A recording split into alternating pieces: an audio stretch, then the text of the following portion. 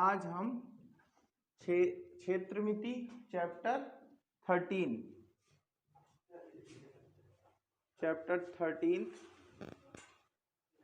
Class 10th इस पे बात करने वाले, ठीक है। ओके, तो आज हमें क्या पढ़ना बेटा? क्षेत्रमिति, मेंसुरेशन। तो यहाँ पे जब हम क्षेत्रमिति की बात करते हैं तो यहाँ हम और भी छोटी क्लासेस से पढ़ते चले आ रहे हैं, है ना? आ रहे हैं ना, पढ़ते चले कि नहीं आ रहे? स्टडी की हमने इस चीज की, इस टॉपिक की, लेकिन 10th क्लास में थोड़ा सा और एक्स्ट्रा होगा, कुछ ना कुछ तो नया होगा, वही तो होगा नहीं। तो वैसे तो यदि हम एक बार देखें तो जो आकृतियां होती हैं, आकृतियां या आकार, यानी कि अपन शेप बोल सकते हैं, वो कितने प्रकार, कितने उसमें होते हैं? तो एक 2D शेप होते हैं बेटा, एक होते 3D शेप, ठीक है। पहले तो इसके बारे में अपन को समझना पड़ेगा। 2D शेप वो होते हैं बेटा जो किसी प्लेन में ड्रॉ किए जा सके आराम से, ठीक है। 2D शेप का मतलब होता द्विविमीय आकृतियां, ठीक है, या 2 डायमेंशनल। क्या होता है इसका फुल फॉर्म? 2 डायमेंशनल। और 3D का मतलब होता है 3 डायमेंशनल। इसको बोलते हैं द्विविमीय आकृतियां, इसको त्रिविमीय आकृतियां। अब त्रिविमीय आकृतियां, इन्हीं को अपन सॉलिड शेप भी बोलते हैं, ठोस आकृतियां, सॉलिड शेप। और इन्हें अपन सॉलिड शेप नहीं बोलते। तो जो सॉलिड शेप मतलब 3D शेप जो होते हैं, उनका एरिया होता है और उनका वॉल्यूम होता है, ठीक है। मतलब इनका क्षेत्रफल होता है और इनमें आयतन भी पाया होता है, मतलब कैपेसिटी, क्षमता होती कुछ, ठीक है इसकी। इसमें केवल क्या होता है? एरिया। इसका केवल क्या होता है बेटा? 2D शेप का एरिया यानी कि क्षेत्रफल बस होता है इसमें। और अपन ये बोल सकते हैं परिमाप हो सकता है। क्या हो सकता है? परिमाप मतलब पेरीमीटर, या अपन कर्व्ड शेप है तो सरकमफेरेंस बोलते हैं, ठीक है। तो एक कुछ शेप होते हैं। अब 10th ये सारे शेप के बारे में तो आप पढ़ चुके हो, जैसे रेक्टेंगल, स्क्वायर, ट्राइंगल, मतलब पढ़ चुके हो ना कि उनका क्षेत्रफल कितना होता है। जैसे ट्राइंगल का एरिया कितना होता है बेटा? तो आप बताओगे 1/2 बेस इंटू हाइट, मतलब 1/2 आधार गुणे ऊंचाई। त्रिभुज का क्षेत्रफल बराबर ऊंचाई, और उसका आयतन का क्षेत्रफल लंबाई गुणे चौड़ाई। वर्ग का क्षेत्रफल नहीं, बिल्कुल नहीं होता, 4 गुणे भुजा, भुजा गुणे भुजा, यानी साइड इंटू साइड, ठीक है। तो ये छोटे छोटे फॉर्मूले पहले तो अच्छे से लर्न कर लो बेटा भाई, फिर इधर पे आते। तो अब हमें ना 10th क्लास में जो मिलना है, या वैसे 9th में भी पढ़ा था, सबसे पहला सॉलिड शेप, सबसे पहला सॉलिड शेप जो अपन को पढ़ते हैं 3D में, पहला सॉलिड शेप अपन पढ़ते क्यूबॉइड। क्या पढ़ते बेटा? क्यूबॉइड। इसी को अपन क्या बोलते हैं? घनाभ, ठीक है। पहला सॉलिड शेप अपन पढ़ेंगे। अब हमने क्या बताया कि जो भी 3D यानी कि ठोस आकृतियां हैं, जो भी ठोस आकृतियां हैं, उनका क्या होगा? क्षेत्रफल होगा और आयतन भी होगा, उनकी कैपेसिटी भी होगी कुछ ना कुछ। तो अब इसके हर एक सॉलिड शेप के कम से कम 3 फॉर्मूले तो बनते ही बनते हैं, ठीक है। अब जैसे मतलब क्यूबॉइड का शेप कैसे बनेगा? सब आप कुछ नहीं एज्यूम करो। देखो बेटा, मैं ये बोल रहा हूं कि जो घनाभ है यानी कि वो त्रिविमीय आकृति है। कैसी आकृति है? त्रिविमीय आकृति। तो त्रिविमीय आकृति को हम ये जो हमारा बोर्ड है एक ऐसा है, ये द्विविमीय है, इसमें 2 विमाएं हैं, एक ये विमा और एक ए विमा, मतलब इसमें 2 डायमेंशनल है, एक एक्स एक्सेस और एक वाई एक्सेस। अब इस 2 डायमेंशनल प्लेन, मतलब ये प्लेन है, एक प्रकार का क्या है? समतल है। इस समतल में हमेशा 2 अक्ष होते हैं, एक्स अक्ष और वाई अक्ष, एक्स एक्सेस और वाई एक्सेस। अब यदि समतल में हम बात करें कि मतलब एक 3 डायमेंशनल डायग्राम की हम वो बनाए, ड्रॉ कर रहे हैं, तो हम नहीं कर सकते एक्चुअली में। मतलब कि आप समझ लो कि एज्यूम कर सकते हो। जैसे एक बॉक्स है, क्या है ये सॉलिड बॉक्स है ना, ये सॉलिड है, ये घनाभ है, ठीक है। अब इसका आकार हमें बनाना है। यदि मान लो हम ऐसे देख रहे तो इसका हमने ये वाला आयत बना दिया। अब हमें पता है, हम एज्यूम कर सकते पीछे वाला हिस्सा तो नहीं दिख रहा, लेकिन हम एज्यूम कर सकते कि जितना आगे से दिख रहा होगा वैसे ही वो पीछे से भी होगा कि नहीं होगा। तो हम एक अपना अनुमान लगा लेंगे कि लगभग मान लो आगे का पोर्शन ए है,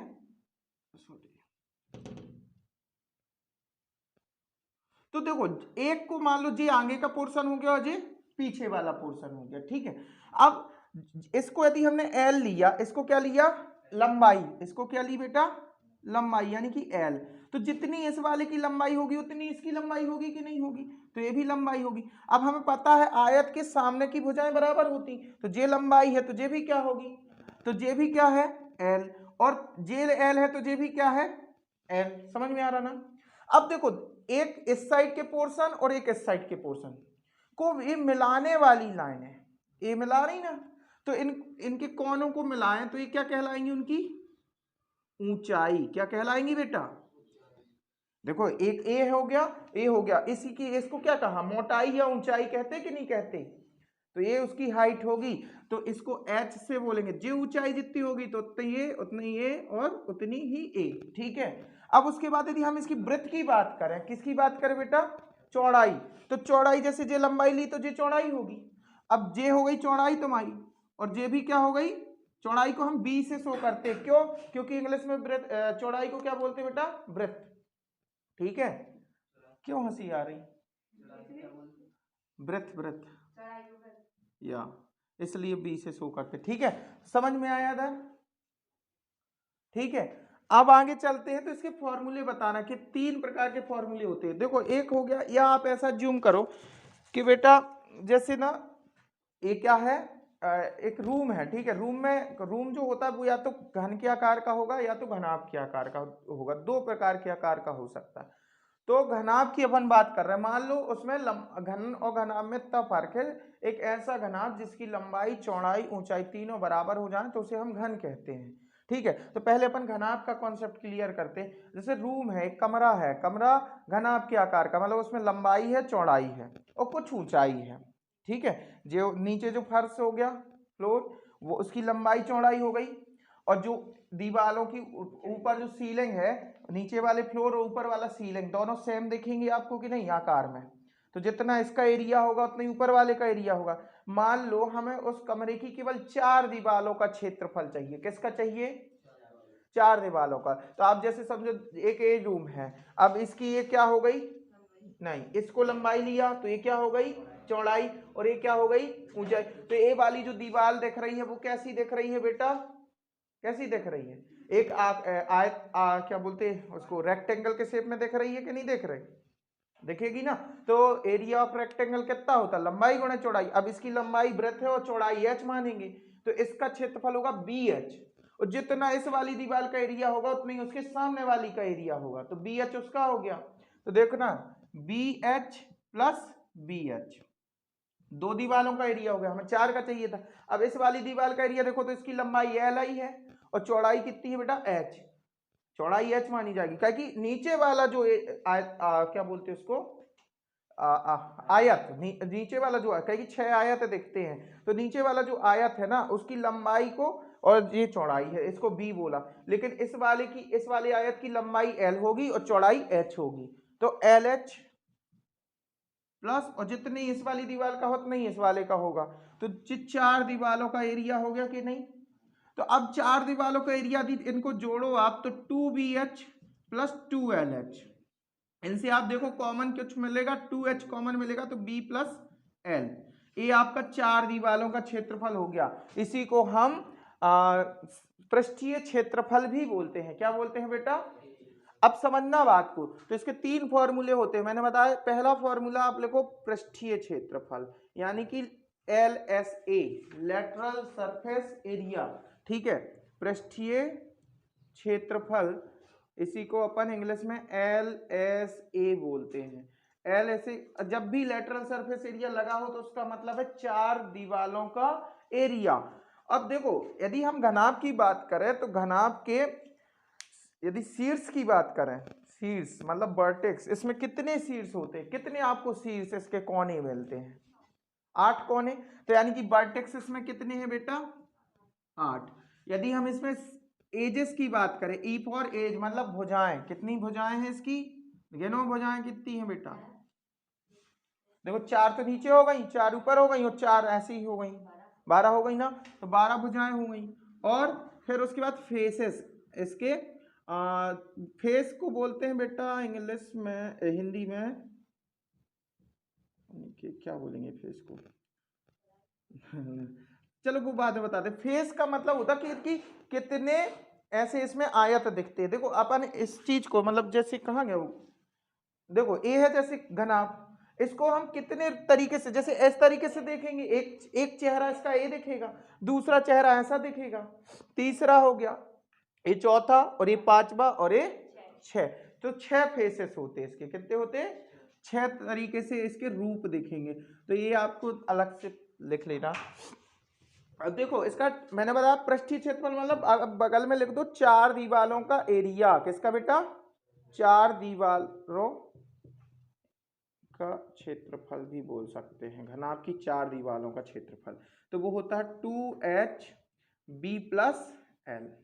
अब बता भी दिया कैसे बना फॉर्मूला, ठीक है। जैसे ये 4 दीवार है, अब 4 दीवार है, इसके नीचे मान लो ये तो नीचे ऊपर वाली हो गई, ये सीलिंग हो गई, और ये क्या हो गई, फ्लोर हो गया। तो 4 दीवारें, एक जे वाली दीवार दिखेगी, एक ए वाली दीवार दिखेगी, और एक ए वाली दीवार दिखेगी, और एक ए वाली दीवार दिखेगी। बहुत अच्छे से देखना, एक ए वाली दीवार पहले देखो, तो इसका लंबाई चौड़ाई मतलब इसकी देखो, एच हो गई क्या इसकी चौड़ाई मान लो, और ए कितनी हो गई लंबाई बी, तो इस वाली दीवार का क्षेत्रफल कितना होगा, बी एच।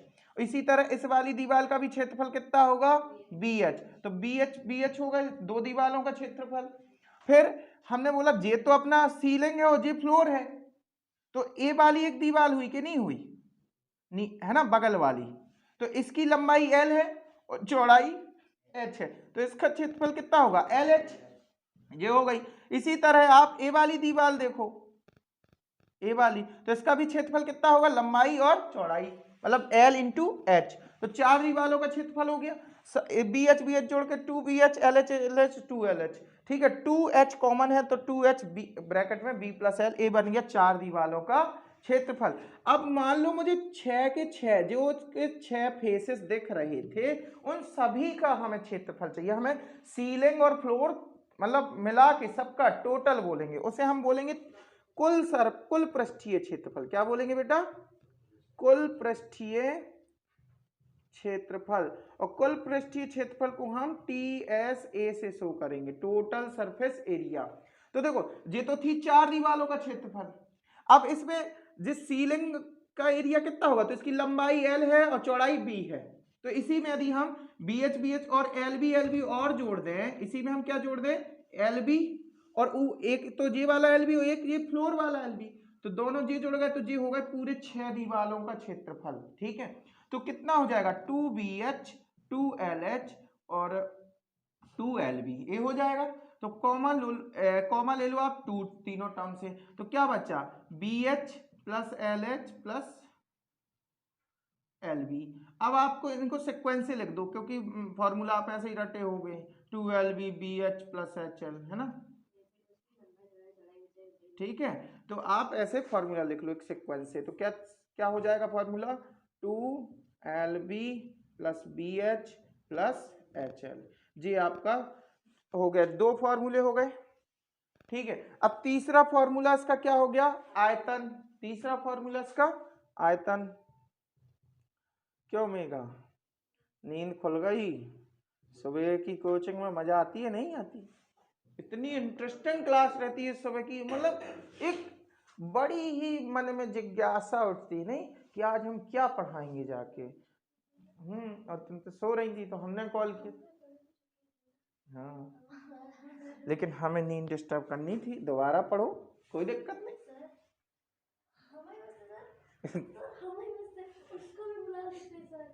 किसको, अच्छा एक चीज, मैंने उसको लगाया, फोन ही नहीं उठाया, तो क्या करें हम, ठीक है। अब पता नहीं ठंडियों के टाइम पे लोग ऐसे सो के चलो एक चीज और बता, देखो बेटा आप ना किसी भी ठोस आकृति का आयतन निकालना हो तो उसके लिए फॉर्मूला याद रखो, कोई भी ठोस आकृति का आयतन निकालना हो तो आयतन बराबर होता है एक आधार का क्षेत्रफल उस ठोस आकृति के जैसे कोई भी ठोस आकृति का हमें क्या चाहिए, ठोस का आयतन, कोई भी ठोस मतलब ठोस में घनाभ, घन बहुत सारी आ जाएंगी है ना, बेलन, शंकु। तो अब ठोस का आयतन बराबर होगा ठोस के आधार का क्षेत्रफल, ठोस के आधार का, ये फॉर्मूला लिख लेना, इससे आपके आयतन के क्षेत्रफल, आयतन के फॉर्मूले बन जाएंगे, ठोस के आधार का क्षेत्रफल इनटू ऊंचाई, इनटू उस ठोस की ऊंचाई। ठीक है, अब समझना ये फॉर्मूला कैसे बनेगा। तो जैसे एक कमरा है, ठीक है, अब मैंने आपको बताया था कि यहाँ पे जैसे इसका आधार क्या होगा, आधार वो होगा जहां पे हम खड़े हैं, है ना। तो इसका आधार ये था ना, ये था आधार, ए सीलिंग ली थी तो ए आधार हो गया। तो आधार का क्षेत्रफल कितना होगा, एल इंटू बी, कि नहीं होगा। तो आधार का क्षेत्रफल होगा उसकी लंबाई गुणे चौड़ाई, तो इसकी लंबाई एल है और चौड़ाई बी है, तो एल इंटू बी हो जाएगा। और साथ में उन इंटू क्या है, ऊंचाई, तो इसकी ऊंचाई तो एच है, इस पूरे ठोस आकृति की ऊंचाई कितनी है, एच है। तो ये बन गया आपका आयतन का formula, L into B into H. ठीक है, हमेशा क्षेत्रफल में आप लोग को पता होगा कि हम क्या लिखते हैं, स्क्वायर यूनिट लिखते हैं कि नहीं लिखते। किसी भी चीज का क्षेत्रफल हो तो स्क्वायर यूनिट आएगी, और वॉल्यूम हो तो हम क्यूब यूनिट लगाते। आप खुद समझो, देखो जैसे लंबाई कुछ सेंटीमीटर में होगी, चौड़ाई कुछ सेंटीमीटर में होगी, और ऊंचाई भी कुछ सेंटीमीटर में होगी। अब 3 बार सेंटीमीटर सेंटीमीटर का मल्टी करोगे तो क्यूब सेंटीमीटर होगा। इसमें आप देखो तो 2 बार लंबाई चौड़ाई का मल्टी हुआ तो सेंटीमीटर स्क्वायर, इधर भी G centimetre square G centimetre square. अब जब जोड़ेंगे तो सेंटीमीटर स्क्वायर ही रहेगा, तो इसलिए इसकी वर्ग इकाई रहती है। ठीक, घन क्या होता है, एक ऐसा घनाभ जिसकी लंबाई चौड़ाई ऊंचाई तीनों क्या हो जाए, बराबर हो जाए, तो उस आकृति को हम घनाभ कहते हैं। ठीक है, एक ऐसी ठोस आकृति या एक ऐसा घनाभ, सीधे सीधे लिख दो ऐसा घनाभ, घन घनाभ तो होता है लेकिन उसकी कुछ स्पेशल कंडीशन है। ठीक है, सच cuboid whose length breadth and height are equal then it is called cube। ठीक है, तो एक ऐसा घनाभ जिसकी लंबाई, या सीधे लिख देते हैं जिसमें एल बी एच, लंबाई चौड़ाई ऊंचाई तीनों क्या हो जाए, बराबर, और तीनों के बराबर हम ए मान लेते हैं। ठीक है, तो इस ऐसी आकृति को हम घन कहते हैं। ठीक है, तो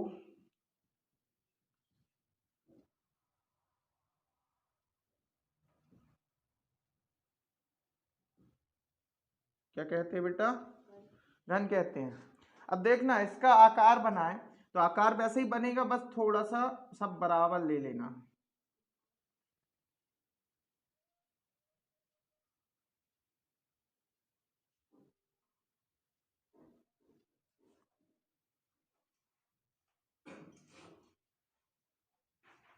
अब मैंने क्या बोला, ए लंबाई है, लंबाई को भी मैंने क्या बता दिया, ए हो गई चौड़ाई, तो चौड़ाई भी कितनी है इसकी, ए, और जी ऊंचाई हो गई तो जे भी कितनी है, ए।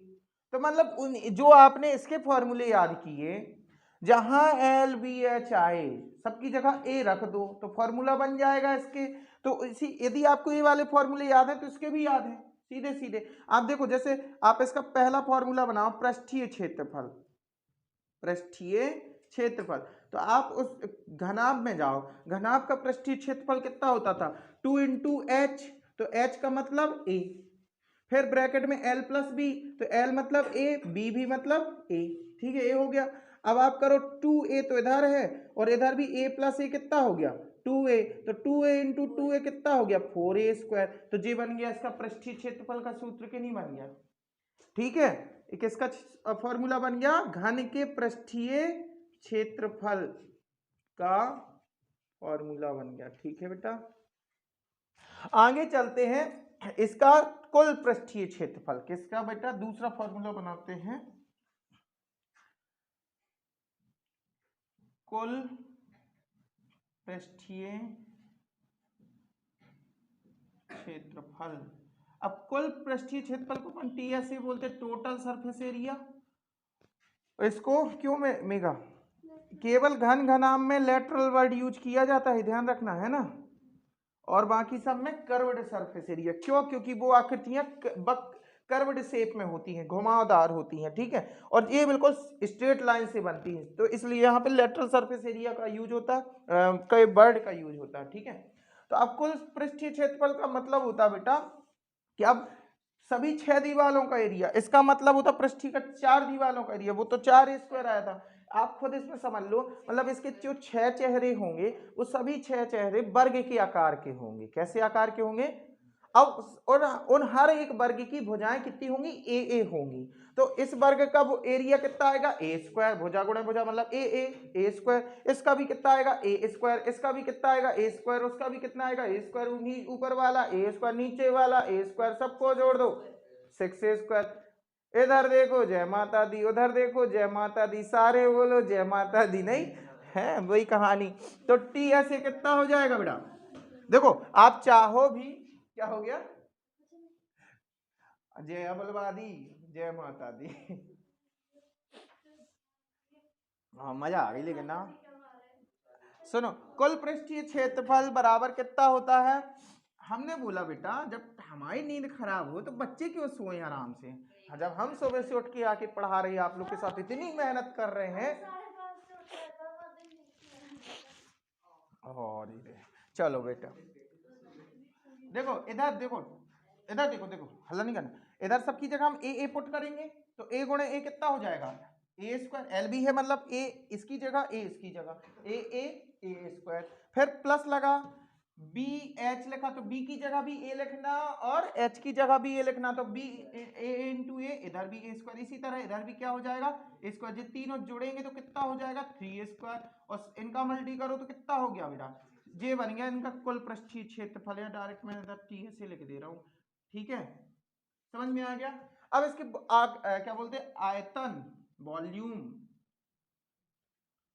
आयतन का मतलब क्या होता है बेटा? क्षमता, कैपेसिटी। कभी वर्ड आ सकता है एक आध नंबर का क्वेश्चन कि आयतन मींस क्या होता है, ठीक है। आयतन हिंदी ही है। आयतन क्षमता को प्रदर्शित करता है, ठीक है बेटा, किसी ठोस आकृति की कितनी क्षमता है। तो वॉल्यूम इसे भी से शो करते हैं। बताओ देखो उसमें अब घनाभ का देखो, तो घनाभ का क्या होता था? L into B into H. तो इसमें अपन सबकी जगह ए पुट कर देंगे तो ए इंटू ए कितना हो गया? ना बेटा, मल्टी में आवर ऐड होती है, ठीक है। कितना हो गया? ए क्यूब। कितना हो गया बेटा? तो इसके तीनों सूत्र बन गए। फास्ट नोट करो, फास्ट। देखो बेटा जो अपन बता रहे थे ना, 2 डायमेंशनल शेप क्या होते हैं, जैसे एक शेप है दो, इसमें 2 डायमेंशनल है, तो इस प्लेन में आ जाएगा नहीं आ जाएगा बताओ, है ना। लेकिन इसमें मान लो 3 डायमेंशनल होते, एक तो जी एक्स एक्सेस, एक वाई एक्सेस, और एक इस तरीके से कुछ होता। अब मैं कहूं एक क्या पूरे बोर्ड में आ जाएगा इसका डायग्राम? नहीं आएगा ना। कहाँ बन रहा जी 3 विमा वाला वो है ना, 3 विमीय आकृति है। मतलब कहने का मतलब इसमें 3 विमाएं दिख रही हैं, एक जी एक्स एक्सेस, जी वाई एक्सेस और जी जेड एक्सेस। इस तरीके से अपन समझे। ए मान लो थोड़ा सा मैं इधर पे बनाता हूँ। अब मैं चलो ठीक है, तीनों विमाएं इस तरीके से कुछ कर देता तो बन रहा है, लेकिन इसको ऐसे कुछ कर दूं तो क्या आ रहा बोर्ड में? पूरा नहीं आ रहा ना। तो ये 3 विमाएं वाले आकृतियां कभी भी आपके समतल में पूरी तरीके से प्रदर्शित, आप उसको एज्यूम कर सकते हो। जी हमने क्या किया कि एज्यूम इस तरीके का लगभग उसका चित्र होगा, ठीक है।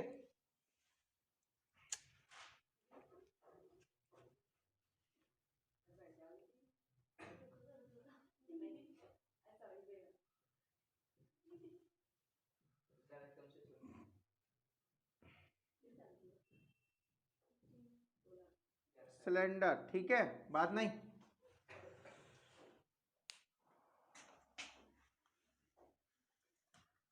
ठीक है, सिलेंडर का लगभग शेप कैसा होगा बेटा? गैस सिलेंडर ही जैसा होगा। सिलेंडर उसको भी बोलते हैं, इसको भी बोलते या, और नहीं बिल्ला वाला भी बेलन होता है ना, जो जिससे जिससे रोटी भी बेलते, जिससे रोड रोलर भी जो होता वो भी बेलन है, ठीक है। अब सुनो, यदि मैं सिलेंडर को मतलब इस तरीके से समझना बात को, वो एकदम घूमा होता, कैसा होता, एकदम ऐसा घूमा होता, यदि उसको हम बीच से कट कर दें तो वो कुछ इस तरीके से उसकी आकृति आपको दिखेगी। किस तरीके से दिखेगी?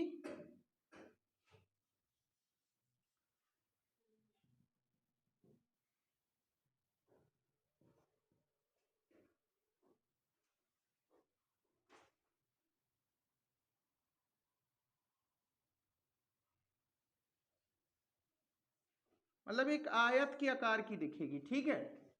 मतलब जब इस सिलेंडर को बीच से आप काट दोगे तो वो कैसा दिखेगा? जब उस ऐसा से कट किया तो ऐसा फैल जाएगा, ऐसा फैलेगा, तो वो कैसा दिखेगा बेटा? रेक्टेंगल के शेप में दिखेगा लास्ट में, ठीक है।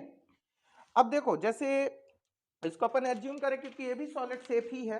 अब देखो, ये है आयत, ठीक है, ये है क्या है? आयत। अब इसको हमने इस तरीके से फोल्ड कर दिया तो जी क्या बन गया? एक सिलेंडर बन गया, ठीक है, इस तरीके से। अब इस सिलेंडर का क्या पूरी तरीके से आकार इस प्लेन में आ जाएगा? बना लोगे?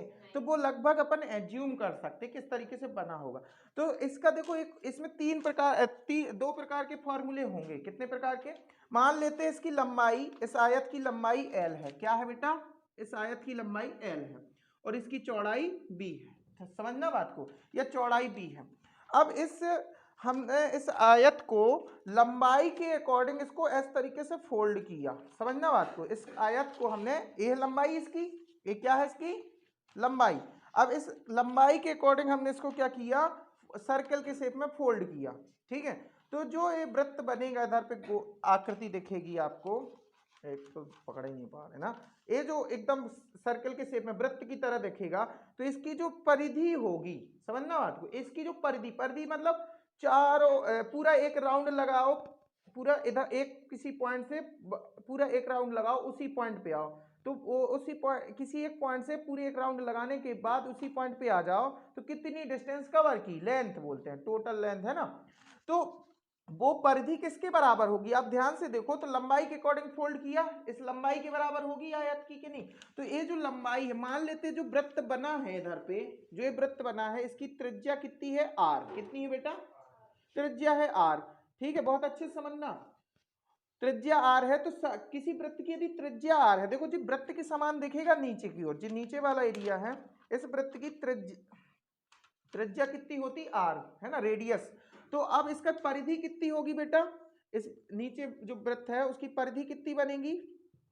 परिधि बराबर क्या होता है? 2πr, 2π इंटू उसकी त्रिज्या, ठीक है। और मैंने बताया जो परिधि है वो किसके बराबर होगी? इस आयत की लंबाई के बराबर होगी, तो एक किसके बराबर होगी? l के बराबर होगी, ठीक है। और देखो इसकी जो वृत्त थी, चौड़ाई थी, उसको हमने लंबाई के अकॉर्डिंग फोल्ड किया, तो इधर से इधर तक की क्या कहलाई? इसकी ऊंचाई के बराबर कहलाई। तो मतलब इसका सिलेंडर का h और आयताकार भाग की चौड़ाई दोनों बराबर होंगी आपस में। अब जब हम इसके फॉर्मूले पढ़ेंगे, देखना ध्यान से, एक हम पढ़ेंगे फॉर्मूला कर्व्ड सरफेस एरिया। कौन सा एरिया? इसे हम बोलते हैं वक्र पृष्ठीय क्षेत्रफल। क्या बोलते हैं हिंदी में? तो अब देखना कि बेटा वक्र पृष्ठीय क्षेत्रफल का मतलब, जैसे बेलन बनी आपकी, ठीक है, क्या ना लड़को बेटा, जैसे ये सुनो इधर, जैसे ये बेलन बनी, तो इस बेलन का वक्र पृष्ठीय क्षेत्रफल मतलब इसकी जो ये शेप दिख रहा है, ये जो मतलब सरफेस दिख रही है ना चारों तरफ, ये सरफेस का, पृष्ठ का, इसे पृष्ठ बोलते हैं, इस पृष्ठ का क्षेत्रफल निकालना। तो वो कैसे निकालेंगे? आप देखो, आपको दिख रहा हो, यदि ऐसे करेंगे तो ये आयत के समान बनेगा, और ये वही तो पृष्ठ है कि नहीं है बेटा? इस आयत के पृष्ठ का क्षेत्रफल कितना होगा आप निकाल सकते हैं। इस पृष्ठ का क्षेत्रफल कितना होगा? इसकी लंबाई गुणे चौड़ाई।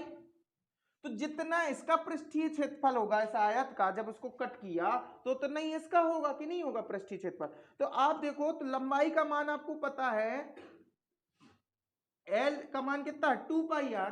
एल का मान कितना है? 2πr, और इंटू बी का मान कितना है? h। तो ये बन गया कर्व्ड सरफेस एरिया का फॉर्मूला, 2πrh। क्या बन गया? 2πrh, ठीक है। आगे चलेंगे, दूसरा फॉर्मूला, इसमें पढ़ेंगे टोटल सरफेस एरिया, कुल वक्र पृष्ठीय क्षेत्रफल, कुल पृष्ठीय बोल देना सीधे से, तो देखो इसमें बहुत कुछ नहीं करना है, जैसे आपको पता है जे है पृष्ठ, जे है क्या है पृष्ठ, तो जितना इसका पृष्ठ होगा उसी पृष्ठ को तो फोल्ड किया गया, तो ये पृष्ठ का क्षेत्रफल तो है ही है। और साथ में मतलब आप समझ लो जब कुल वर्ड आ जाए तो इसको हमें एक बंद आकृति बनाना है। अब बंद आकृति बनाना तो एक यहाँ पे ढक्कन लगाना पड़ेगा और एक इस साइड भी ढक्कन लगाना पड़ेगा, तब तो ये पूरा बंद हो जाएगा, बंद आकृति बन जाएगी। तो जो यहाँ पे ढक्कन लगेगा वो कैसे आकार का होगा, वृत्त के आकार का होगा, है ना, वृत्त के आकार का होगा। तो जितना इस वृत्त का क्षेत्रफल, अब मैंने इसकी त्रिज्या कितनी मानी थी r, तो वृत्त का क्षेत्रफल कितना होता है पाई आर स्क्वायर, होता है कि नहीं होता बेटा। तो यहाँ पे जो ढक्कन लगेगा उसका क्षेत्रफल कितना होगा पाई आर स्क्वायर, और यहाँ पे जो लगेगा उसका भी एरिया कितना होगा पाई आर स्क्वायर। तो और जो बीच का एरिया तो हम जानते ही हैं 2 पाई आर एच, तो 2 पाई आर एच में हम पाई आर स्क्वायर जोड़े, 1 पाई आर स्क्वायर नीचे वाला और 1 पाई आर स्क्वायर ऊपर वाला जोड़ दे, तो ये बन जाएगा टोटल सरफेस एरिया का। अब देखो sorry 1 pi r square plus 1 pi r square कितना हो गया 2 पाई आर स्क्वायर। अब देखो दोनों टर्म से क्या कॉमन है, तो 2 पाई आर कॉमन है बेटा, यहां से h बचा और यहां से एक r बचा, ये बन गया कुल पृष्ठीय क्षेत्रफल का सूत्र। क्या बन गया, कुल पृष्ठीय क्षेत्रफल का सूत्र बन गया। ठीक है, समझ में आया। हालांकि ना इसमें अधिकतर टीचर यही करते हैं कि बेटा आपको फॉर्मूले लिखवा दिए जाते हैं, वैसे उन्हीं का इंपॉर्टेंस होता है पेपर में, उन्हीं से अपन को फॉर्मूले पता है तो सॉल्व कर लेंगे। यदि नहीं समझ में आ रही बैकग्राउंड हिस्ट्री तो भी समझो, समझना है, ठीक है, ऐसे में क्या होता है भूलते नहीं है फॉर्मूले। ठीक है, आगे चलते हैं। इसका आयतन हमने बोला था ना, हर एक चीज के कितने फॉर्मूले होंगे, तीन तो कम से कम होंगे, किसी ना किसी में एक आध फॉर्मूला एक्स्ट्रा हो जाएगा। ठीक है, जैसे अभी आपको गोला मिलेगा ना तो उसमें केवल 2 ही आप फॉर्मूले मिलेंगे, लेकिन अर्ध गोला जब मिलेगा तो उसमें 3 होंगे, 3। ठीक है, शंकु में 4 हो जाते हैं। ठीक है, तीसरा इसका आयतन, तो आयतन की बात करें यदि हम, तो आयतन बराबर, आयतन को हम वॉल्यूम बोलते हैं। ठीक है, अब हमने क्या बताया था, आयतन का फॉर्मूला ये बताया था किसी भी ठोस आकृति के आयतन का वॉल्यूम यानी आयतन होता है उसके आधार का आयतन इंटू ऊंचाई गुणे ऊंचाई। ठीक है, तो इसका आधार क्या है, a है, इस आधार का क्षेत्रफल कितना होगा, आधार वृत्ताकार है, इस आधार का क्षेत्रफल कितना होगा पाई आर स्क्वायर, तो ये हो गया आधार का क्षेत्रफल गुणे ऊंचाई, तो इस ठोस की ऊंचाई कितनी है h, तो ये बन गया उसके आयतन का फॉर्मूला। ठीक है बेटा, कोई दिक्कत, ओके। अब कल पढ़ते हैं।